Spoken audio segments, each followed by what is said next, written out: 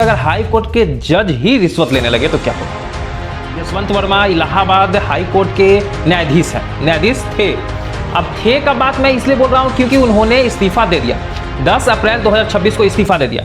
अब ऐसा क्या घटना घट गया कि इस्तीफा देना पड़ा, वो भी जज को, वो भी हाई कोर्ट के जज को, जो इतने मुश्किल से हाई कोर्ट के जज बनते, इतने पढ़े लिखे होते। तो आखिर क्या ऐसा मुसीबत आ गया कि हाई कोर्ट के जज को आज इस्तीफा देना पड़ गया। तो मैं ले चलता हूं 1 साल पहले की बात में। 1 साल पहले दिल्ली के आवास में, यानी कि दिल्ली का इनका सरकारी आवास था, जहां पर किसी भी कारण से, किसी भी कथित कारण से इनके घर में आग लग गई।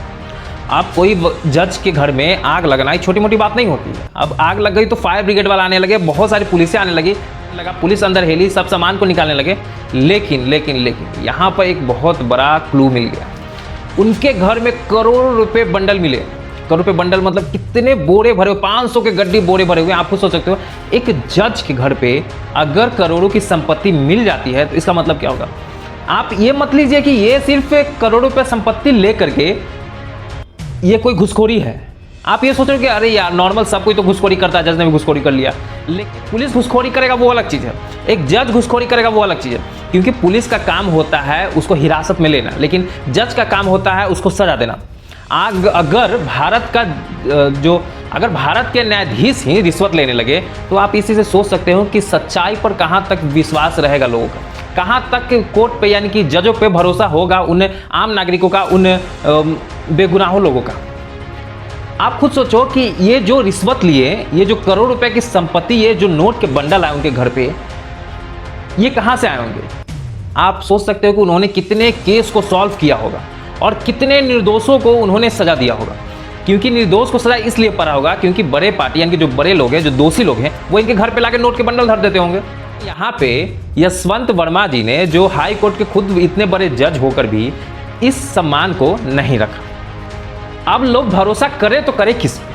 अगर जज ही, मैं सब जज की बात नहीं कर रहा, लेकिन अगर इस तरीके का केस सामने आ जाता है कि एक जज ने, वो भी हाई कोर्ट के जज ने, अगर रिश्वत लिया और रिश्वत लेते पकड़े गए या नहीं पकड़े गए, लेकिन नोट के बंडल अगर उनके घर पे इतने सारे आ रहे हैं तो आखिर आ कहाँ से रहे हैं। ये सबसे सोचने की बात है और इस पर चर्चा करनी चाहिए, पूरी मीडिया को चर्चा करनी चाहिए कि अगर जज ही रिश्वत लेने लगे तो आम नागरिकों का क्या होगा। तब तो ये पूरे पॉलिटिशियन लगता है कि भारत को बेच देंगे, ये जितने सारे अपराधी हैं भारत को बेच देंगे। पूरे समझो कि भारत पे इस तरीके का माहौल हो जाएगा जहां पर सच्चाई का कुछ रहेगा ही नहीं। पूरे भारत में अपना नाम कर रहे हैं, नाम इस प्रकार कर रहे हैं कि आज पूरे पेपर में, पूरे न्यूज़पेपर में इनकी ही नाम छपी है। यशवंत वर्मा जी के घर पे करोड़ों रुपए के बंडल मिले। अब इन पर टिप्पणी करना कोई छोटी मोटी बात नहीं है। हालांकि बहुत लोग डर रहे होंगे कि क्या जज पर मैं टिप्पणी कर सकता हूँ। बिल्कुल कर सकते हैं। अगर जज रिश्वत ले रहा है, अगर जज के घर में करोड़ रुपए की संपत्ति पकड़ा रही है, तो आप बिल्कुल इस पर टिप्पणी कर सकते हो, इस पर वीडियो बना सकते हो, इस पर बोल सकते हो। डरने की कोई बात नहीं।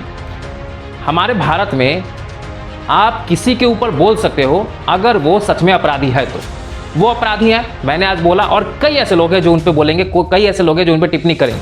और टिप्पणी होनी भी चाहिए ऐसे लोगों पे, जो जज होते हुए जिन पर पूरे भारत के लोग भरोसा करते हैं कि आज जज साहब मुझे कहीं ना कहीं रिहा करेंगे क्योंकि मैं दोषी नहीं हूं, मैं निर्दोष हूं।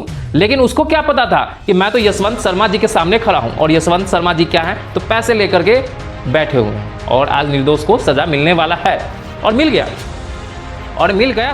बाकी मेरे पे भरोसा करने के लिए शुक्रिया। जय हिंद, जय भारत।